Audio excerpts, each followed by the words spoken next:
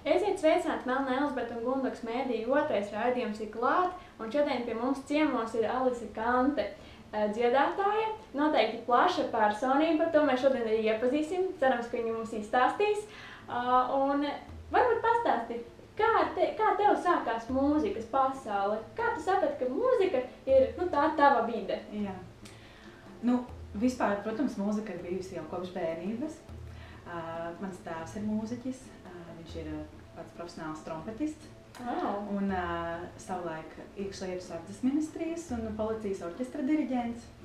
Un tad, tie pirmsākumi ir agrāk bērnībā vecāki ielikti. Mani aizsūtīja uz mūzikas skolu. Un tad turpinājums, protams, bija, es cik atceros, vienmēr ļoti aktīvi centos iesaistīties dažādās mūzikas aktivitātēs, koros un pulciņos.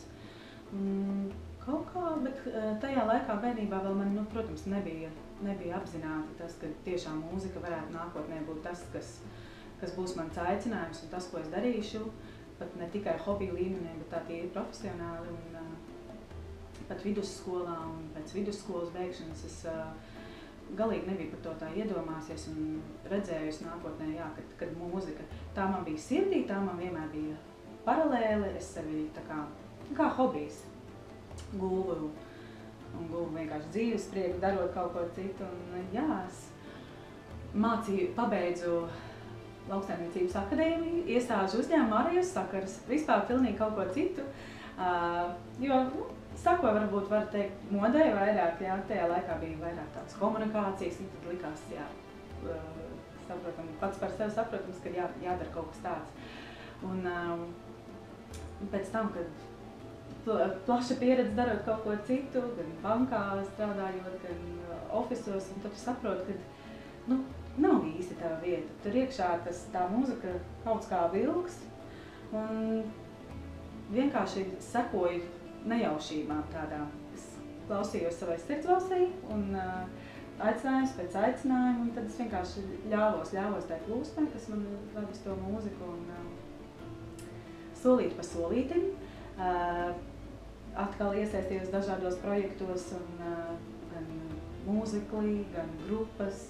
Un varētu teikt, tas mūzikas stils nav bijis viens. Jā. Man bija interesanti redzēt kārtējā žanrā, kārtādā stilā. Un es varu teikt, ka es joprojām nevaru teikt, ka tikai viens mūzikas stils ir mans. Jo man tā liekas, jebkuram cilvēkam mums ir tik ļoti daudz tās šķautnes. Tas ir tāpat kā, tu ikdienā klausies mūziku, ne jau visu laiku tu vienu un to pašu klausies, tu paklausies kaut ko tādu, kaut ko enerģisku, tev ir noskaņa padējot vai, nezinu, paballēties, tu taču klausies kaut ko citu. Un tik un tā, tas visur esi tu pats, jo tev ir tāda emocija vai tāda emocija, un tāpat arī mūzikā. Teiksim, man ir liela pieredze būt uz skatuves, gan kā vokālistei. Un es nevaru teikt, ka tas ir sliktāk, ka tu it kā neesi kā frontmākslinieks, kā mākslinieks tiešā. Tas ir atkal savādāk, un tu to baudi, un tev tas patīk. Tāpēc, ka tev patīk skatuve, tev patīk dāvāt cilvēkiem, vai ne? Un tā enerģijas apmaiņa. Tāpat ir pilnīgi savādāk, ka tu esi priekšā. Vai arī, ka tu dziedi pop-rock mūziku, vai tādu tuvāku pat rockam. Un tev ir interesanti atklāt sevi arvien jaunas un jaunas tās emocijas, ko tu pat iepriekš nezinājis. Tāpat es dziedu latviešu valodā. Man ir bijusi nesen sadarbība ar Rimantu Pauru, komponistu. Un es varu teikt, ka latviski man varbūt nesanāk tik daudz dziedāt, bet tas bija tāds, es gribu iepazīt vairāk sevi, tīri latviski izdziedot mūziku, nevis tikai angliski, jo, it kā tā ir mana dzimtā valoda, bet tajā pašā laikā mūzikā tas izklausās pilnīgi savādāk, ka tu dziedi latviski. Un atkal tāda sirdslieta, tā man džeza mūzika, kur tu aizver acis, un tu esi vienkārši tādā lidojumā.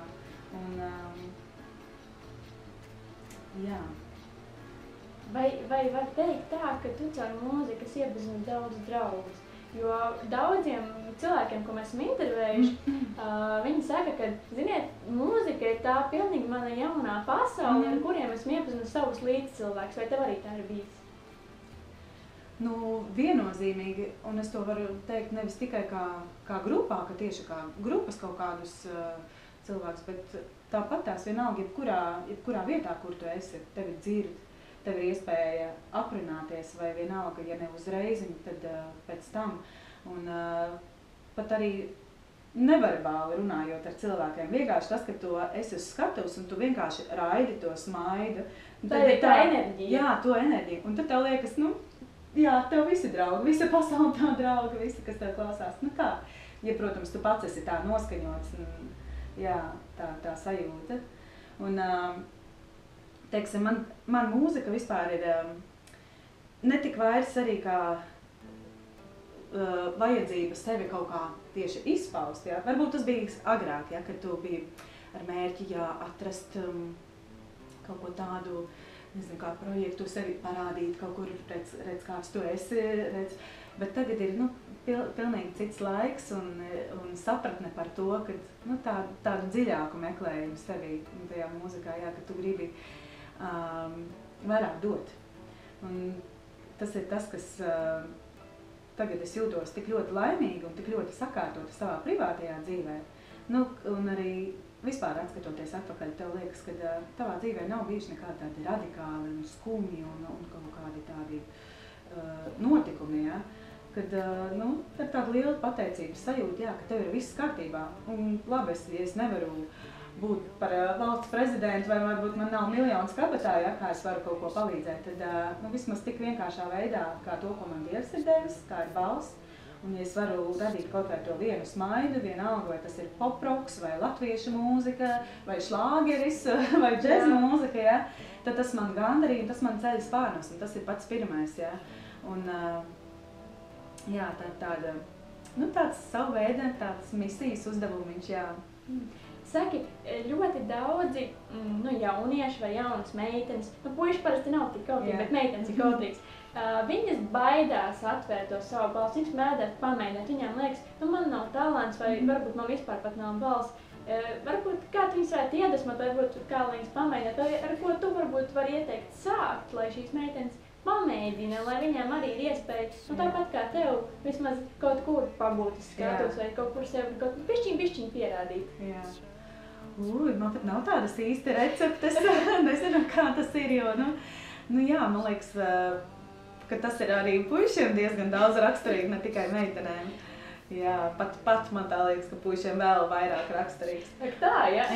Jā, nu tā, bet, nu viss jāsāk ar to, kas ir tev apkārt, ar to mazumiņu uzreiz, varbūt neskriet uz skatus, varbūt tu citus aizbaidēsi prom, jā, nesagatavot, bet vienalga mājās, mašīnā galvenais pašam no sevis nebaidīties, jā, jo, nu, man tā liekas, tas ir tā kā, nu, tāds, pat arī nevis tamdēļ, lai tagad dziedāt, bet vienkārši pašam sevi iepazīt un ļauties tai burvībai, jo tik daudzi cilvēki apslāpē to brīnumu, kas ir īstenībā tā dziedāšana un skaņa kaut vai pati kā tāda, vienalga cik šķība vai nešķība, bet vienkārši ļauties, nu, tai meditācija vienalga zīmēt, nu, tas ir viens no skaistākām lietām, kas var būt, un vienkārši skumji, ja cilvēks pat nezin un nav atvēris muti un nezin, ka vispār kaut kas tāds eksistē tik skaists, un tad jau, protams, pēc tam jau laiks rāda, un ja tev tas patīk un tu atveries un ir labi, tad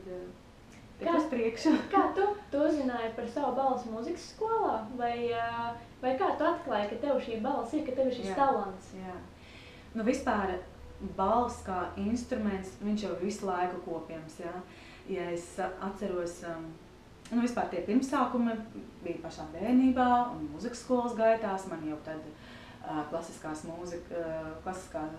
dziedājuma pedagoģe, te slavināja un eksāmenos bija labas atzīmes un jā, dziedātāja meitene būs un vairāk tendēju uz tādu akadēmisko dziedāšanu. Man diezgan ilgi arī bija tāds sajūta, jā, kad varētu būt tieši akadēmiskā dziedāšana, man mūzika, ko varētu nākotnē arī darīt.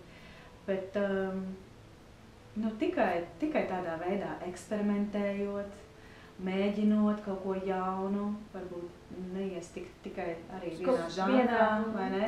Un tas nenotiek kaut kādā vienā gadā. Nu, man tagad ir laba balss un es tagad būšu dziedātāja. Nebūt, ne. Un tāpat vēl 2 gadus atpakaļ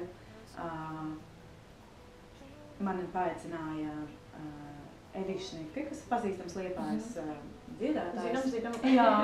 Jā, paaicināja savā grupā Jamie Band. Un ar šo kolektīvu es darbojos uz kuģa, pārsvarā uz kuģa, nevar teikt, protams, arī uz zemes mums ir diezgan daudz darbiņu, ja? Bet, teiksim, tā vide un tā slodze, kas ir tur, ar to balsi, kas man bija pirms dažiem gadiem, es nebūtu izturējis to slodzi, un tikai caur šo darbiņu tu sevi tā kā uztrenē visu, gan elpošanas sistēmu, gan šeit, gan balsi. Jā, kad pēc kaut kāda laika tu vari pateikt, jā, kad tev ir spēks un tev ir jauda un tu vari būt vēl izturīgāks un vēl spēcīgāks, jā. Un paņem kaut kādu skaņu, kas līdz šim nebija, atklāta tev pašam, jā. Protams, esmu pamācījusies Doma kora skolas džeza nodaļā.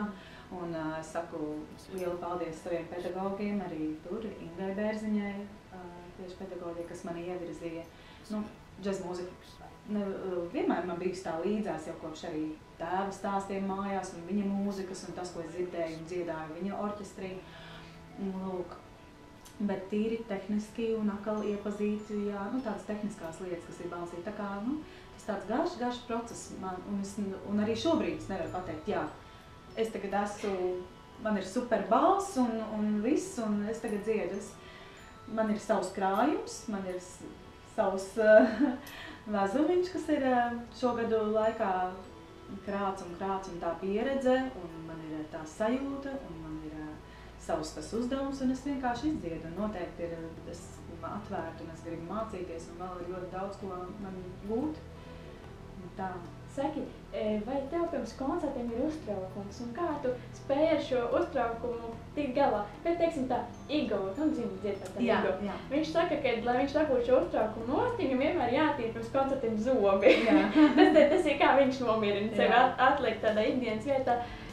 Kā tu tiec galā ar uztraukumu? Noteikti, ka katram cilvēkam, gan sportistiem pirms sacensībām, gan dziedātājiem pirms koncertiem ir šis uztraukums. Kā? Jā, uztraukums tas ir jāiemācās viņu vadīt, un, protams, tie ir vairāk tādi elpošanas vingrinājumi, kas varbūt pat ar nekādi īpaši specifiskie, vienkārši tās dziļās ieelpas, lai vēl man palīdz kaut kā aktīvāk pakustēties, padarboties. Es tevi tā kā ar enerģiju sev pieklāt. Un parasti jau tas uztraukums, viņš man ir tāds patīkams. Jo pavisam bez uztraukuma ir tāda, tas mazais uztraukums rada svētku sajūtu nedaudz, jā? Viņš tev liek samamalizēt un uztvert to notikumu kā kaut ko tādu ļoti īpašu. Un tajā mirklī, kad tu pieeji pie mikrofona un tu dzirdi savu balsi, skaņu un arī apskaņošanu un viss, tad viss. Tad ir miers iestājās un tu ļaujies, jā. Tā kā, tas arī ļoti svarīgi, kā ir apskaņots. Jā, vai tev ir kādreiz gadījies, kad aizmirst tās dziesmas tekstu kaut kur dziesmas laikā? Ir tā bijis? Ir tā bijis, jā. Kā tu tiec ar to galā? Tev nav tā, ka kad aizmirst tās dziesmas teksti, ka pazūd arī tu nezinu dziesmu, kuras tagad atrodas, kuras esmu? Kaut kā nē, tik rasti samulst man nesanāk, jo man vienmēr spontāni atrodās vārdiņš kāds par neapzināti kaut kas ienāk cits, vai ne? Tā, ka tu pat citreiz nepiekusē, es kaut ko citu nodziedāju. Bet angliski tas ir pavisam vienkārši, jā, ka tu kaut ko pilnīgi citu iedziedi. Jā, bet pat nepamanīs. Nepamanīt, jā. Galvenais neapmulst un, jā, kaut kā. Citreiz es noimprovizēju, es to apgriežu tā, kā vajag, jā. Apvīteroju to savādāk. Jā. Džezā bieži vien nes puķis, ne tikai džezā, bet arī tādās mūzikas koncertos, es gribēju teikt, vai arī tev nes puķis, vai tev patīk, ka nes puķis, jo ir bieži dziedātājs saka, oi, nē, man puķis nenesiet, es nezinu, kur viņas pēc tam likt, un tad es stāvu tramvajā ar bildīgu puķu, viss uz mani dīvaini skatās, bet tev Tev patīk, ka dāvina puķis? Protams, un man patīk, ka man dāvina puķis, un man patīk, ka es varu dāvināt dziesmu, smaidu, skatienu, to enerģiju. Nu, tā ir tāda enerģijas apmaiņa, un jā, dāvināšanas prieks, tas ir tikai, nu, es ar lielāko prieku saņemu vienalga vai puķis, vai kādu lauku puķi, tam pat nav svara, bet vienkārši tā vēlme darīt labu ar lielāko prieku. Jā, un tāds pēdējais jautājums, kāds tev ir bijis tāds koncerts tev pašai, vai nu kā Batkaltē, vai kā, nu, fronti dziedātājai, kas tev visvairāk ir palicis atmiņā, kas tev ir tāds īpašākais no tiem, kas tev ir bijuši līdz šim? Vai tev ir tāds, ko tu vienmēr esi teikt, šo es atcerēšos, vai šis bija ļoti, ļoti īpašs, vai, nu, tāds, kas tev pašai tev kaut ko ļoti daudz izteicis? Es tagad atmiņās iesaucu. Jā, es tagad pievaru acis un aizdomājos. Nu, tik spilgti, ka tagad es tieši uz sitieni, ja, tāpat nevaru pateikt, bet nu, kaut vai nesenā pagātnē, tikko mums bija arī Interbusula koncerts Krievijā. Un tās atkal ir fantastiskas sajūtas, pirmkārt iespēja vispār būt Interbusula šajā muzikālajā ģimenē, ja.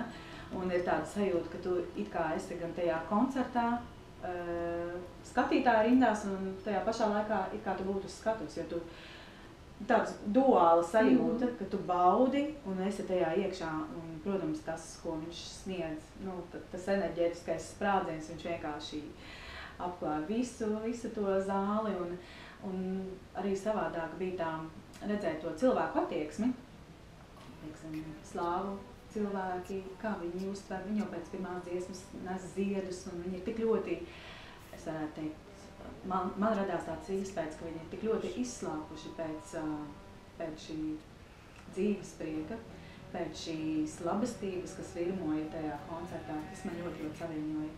Nu, un kas attiecās uz maniem projektiem, ja, tad laikam jau tieši tajā džeza mūzikā, kad es varu izpausties, tas ir tāds viss atmiņās paliekošākais, jo, nu jā, tā ir tāda emocionāla mūzika, viņa kā varētu būt tāda sarežģīta. Tajā pašā laikā, nu, tās nav rakstītas notis, un kuras tev ir tieši tā jāizdzied, tu vari vienkārši ļaut brīvību savai tai iekšējai pasaulē un to izdziedāt.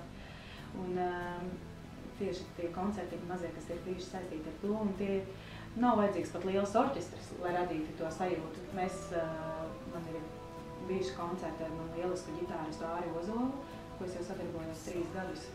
Un gan baznīcas draudzē, gan skolotājiem, tiešām cilvēkiem, kas ir atnākuši, kas grib tevi dzirdēt un radīt viņiem kaut kādu to sajūtu. Tas ir bijis tāds vissaviņošākais mirklis, jā. Nav pat svarīgi, ka tur zālē ir 300 cilvēku vai 500, bet tiešām šis mazais cilvēku pulciņš, kas vienkārši tevi klausās, un tu redzi jau acīs un tajā sajūtā, jā, ka tu esi viņu uzrunājis. Vai tu redzi, kad tu dziedi, vai tu redzi cilvēku sejas, kas tevi kaut kā neredzi? Es redzu cilvēku sejas. Ir dažādi. Es cenšos ar viņiem runāt, skatīties. Tajā pašā laikā kādā dziesmā es varu pavisam aizmirsties, es varu aiztaisīt acis, jā. Nu tā, es nevairos no tā, jo man patīk redzēt reakcijas, uzrunāt viņus. Super. Labi. Mums pagājušajā reizi pie mums ciemos bija Andis no grupas Legacy ID, viņa spēlē smago metālu. Mums ir ļoti plašs loks, ko mēs intervējam. Un viņš bija Vakeni festivālā, un viņš no Vakeni festivāla tev ir atstājis tādu smuku plakātiņu, kur arī viņi ir iekšā. Un viņš tev ir parakstījies, tur būs, es tagad varbūt nevaršu vaļā, viņš ir ļoti liels, jūs pagājušajā redzējāt, cik viņš ir liels, bet tas būs tev un neliela dāmiņa arī no manis. Un tu atkal izstāstīji, ko tu esi sagatavojis nākamajam viesim. Tu nezini, kurš būs nākamais, arī skatītāji nezinu, kurš būs nākamais, bet ko tu esi atstājis nākamajam? Tā, paldies par dāvaniņu, Andi, paldies tev. Tā, es savukārt iedomājos, ka tagad nāk vēsie rudens un ziemas laiciņš, kad tēja būs pašā Super. laikā priekš cilvēciņa, sevišķi, ja viņš ir saistīts ar mūziku. Kā zinām, ka pie tasītas tējas rosās sarunas, un es domāju, ka arī viņam vai grupā vai sadarbojoties ar kolēģiem ļoti noderēs šādi siltī vakari pie mājīgas tējas, tasītas un garšīgas tējas. Super, liels paldies! Jā. Un mēs ar jums tiekamies pēc nedēļas. Šī bija Melna Elzbieta Kleinlūka Gundaksmēdī. Atā!